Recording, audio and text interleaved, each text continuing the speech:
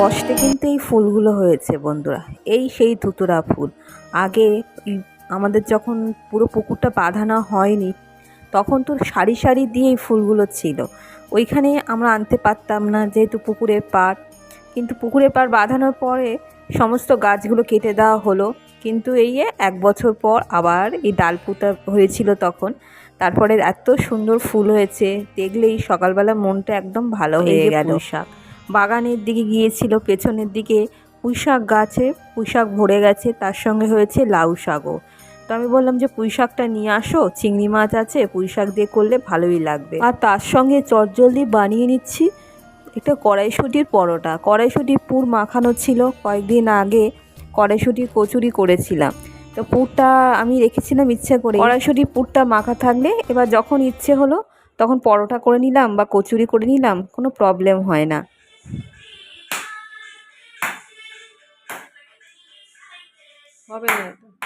আর একজন কি করছে দেখো, খোশ মেজাজে আহ্লাদে হাততালি দিয়ে দিয়ে গান শুনছে আর এদিকে জল ভরছে। সকালবেলাটা একটা ভালো মুডেই রয়েছে, এরকম থাকলেই তো ভালো। সবারই এরকম থাকা দরকার, একটুখানি রিল্যাক্স থাকা দরকার, মনটাকেও একটুখানি হাওয়ার মতো ভেসে দেওয়াও দরকার। প্রতিনিয়ত একঘেয়েমি কাজে আমরা বড্ডই বিরক্ত হয়ে উঠেছি। বিশেষত আমার বর যা কাজ করে, কোনো দিনই ওর ছুটি থাকে না।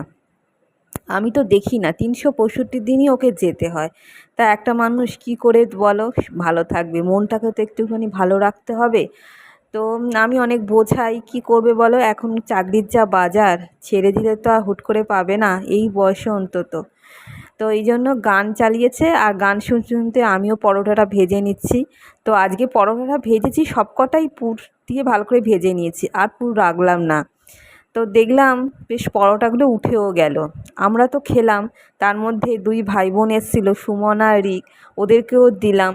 ওরা এমনি সবসময় আসে জেঠিমা জেঠিমা করে আহ্লাদে, তো আমি ওদের দিলাম। তারপরে বাবাও এসেছিলো, বাবা মার জন্য একটু পাঠালাম, বেশ হয়েও গেল, সমানভাবে সমস্ত বিতরণও হয়ে গেল, নিজেরাও খেলাম ভালো মতো। ও তার সঙ্গে আমাদের আর একটা নতুন সদস্য তো এসছে পরিবারে, হচ্ছে আমাদের মিন্টুলিকেও দিতে হয়েছে। দেখছো তো কীভাবে পায়ে জড়িয়ে জড়িয়ে, মানে ও আমাদের কয়েকদিনের মধ্যে বেশ মায়ার জিনিস হয়ে গেছে। আমি তো সবসময় শাসনের মধ্যে রাখি, বেশি বাড়াবাড়ি করে লাঠিটা দেখাই, পাই পাই করে দৌড়ায়, কিন্তু আবার সেই এখানেই চলে আসে। কেটেছি এখানে, আলুগুলো ডুমো ডুমো করে কেটেছি, মাছের ঝোল হবে বলে আর মাছ আছে, আলু বেগুন সব সবজিগুলো কেটে এখানে রেখে দিয়েছি। এবার রান্নাটা করি।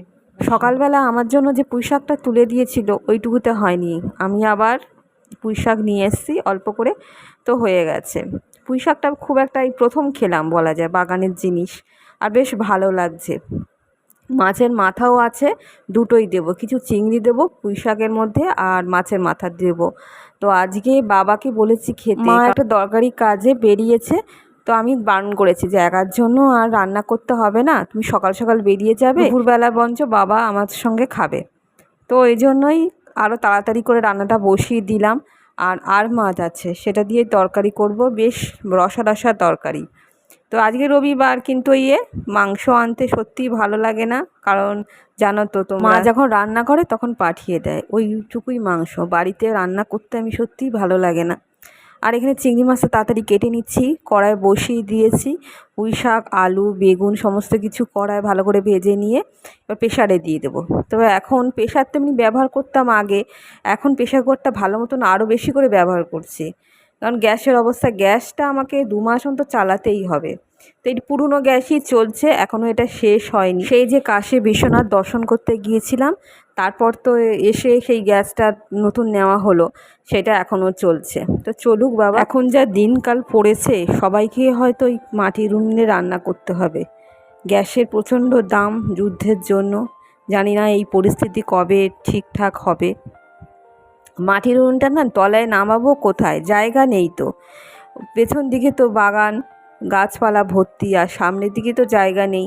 যদি কালি পড়ে, যদি কোনো অসুবিধা হয়, ওইটুকু জায়গার মধ্যে স্পেসও নেই। সামনের দিকে জায়গাটাতে দেখেছো, ওই দিকটা বাইক নিয়ে যাতায়াত করে, সরু জায়গা, বাই চান্স যদি লেগে যায় তো ভেঙেই যাবে উনুনটা। আমি তৈরি করতে পারিনি, পাখি ছিল বলে উনুনটাও তৈরি করেছে। তো আর পায়ের যে অবস্থা, যদি উপরে রান্না করি তাহলে ওঠানামা করতে করতেই পা আমার শেষ হয়ে যাবে। আর এখন তো গরম পড়েছে, আগে ছিল শীতকাল, তো গরম পড়েছে, প্রচণ্ড রোদ্দুর উপরে। তো একটা প্লাস্টিক না দিলে, সেই মতো করে না ঠিকঠাক করলে তো কিছুতেই উপরে রান্না করা যাবে না। এই সমস্ত কিছু চিন্তা করে যাচ্ছি, দেখা যাক কী করি। ইচ্ছে তো আছে মাটির উনুনে রান্না করা, আর এখানে জ্বালানির কোনো অভাব নেই। দেখো পুকুরের দিকে চলে গেছি, কেন বলো তো? ওই যে খোসাগুলো ছিল না চিংড়ি মাছের, সেগুলো সব পুকুরে ফেলে দিলাম, কারণ ওইখানে থাকলে বেড়ালটা খাবে, তাহলে শরীর খারাপও হবে, বাচ্চা বেড়াল। এখানে মাছের তরকারিটাও বসিয়ে দিয়েছি। দেখো আলুগুলো ডুমো ডুমো করে কেটে নুন হলুদ দিয়ে ভালো করে ভেজে নিলাম। তারপরে গরম মশলা, তেজপাতা, জিরে ফোড়ন দিলাম। এখন মাংসের মতো কষিয়ে রান্না করব, যাতে খেতে ভালো হয়। আর এই মাছ একটু কষিয়ে না করলে ভালোও লাগে না।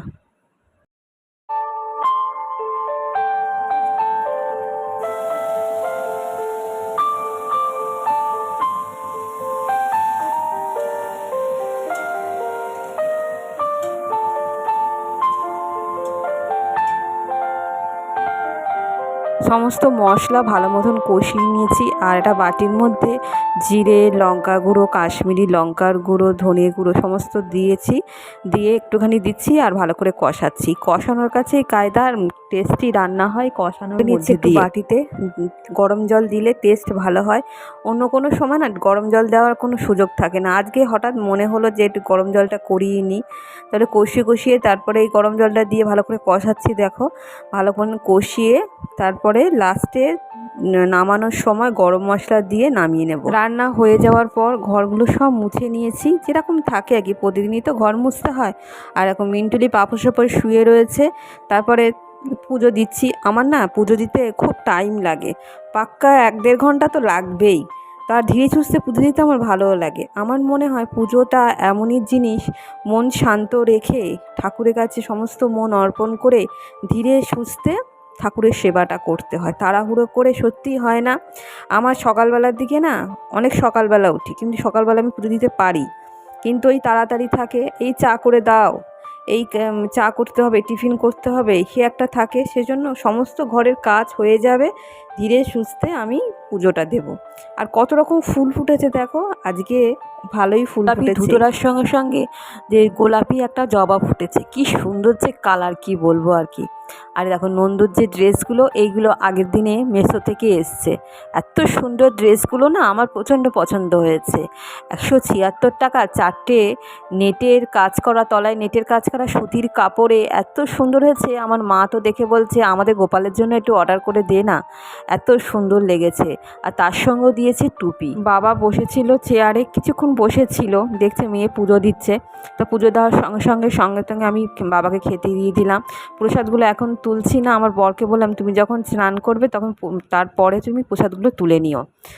তারপরে দেখো এখানে অনেক কিছুই রান্না করেছি। দেখলে তো পুঁই শাকের ঘন্টটা এত ভালো লেগেছে বাবার। তো বাবা তো এমনি মাছ খেতে ভালোবাসে, বা আর চিংড়ি মাছ একটু ভেজেছিলাম, সেটাও দিলাম। আর কালকেকার তরকারি তো থাকে জানো, সেই তরকারিও কিছু রেখে দিয়েছি আগের দিনকে, যেহেতু খিচুড়ি করেছিলাম। তরকারি দিয়েছিল এটা হচ্ছে লাউ পাতা বাটা আর ঠোঁট ডাল, সেটা পড়ে আছে, সেই তরকারিও রয়েছে। তো এই হচ্ছে আজকে দুপুরবেলা খাওয়া দাওয়া। আর দেখো সেই কখন থেকে আমার পিছু ছাড়ে না, ওই খেতে দিতে হবে। পুজোটা সঙ্গে সঙ্গে দিয়ে বাবাকে খেতে দিলাম, তারপর বাবাকে বললাম যে তুমি একটু খাও, একে আগে সামলাই। দেখো আমি ভাত মেখে দিচ্ছি। ওই রকম করে জানো তো, যখন পুজো করতে বসবো তখন ওই সময়টা আসবে, এসে খালি অবিরত ডেকে যাবে।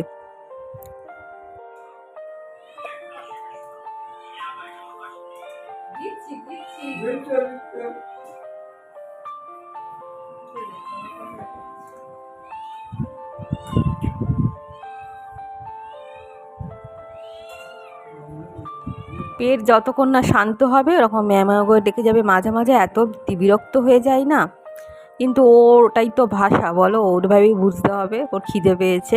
তো বন্ধুরা ভিডিওটা এখন রাখছি, আবার দেখা হবে নতুন একটা ভিডিও নিয়ে তোমাদের সঙ্গে। বাবাকে খেতে দিয়ে দিই, তারপরে আমিও খেতে বসে যাব, কারণ বেলা তো বেড়ে যাচ্ছে।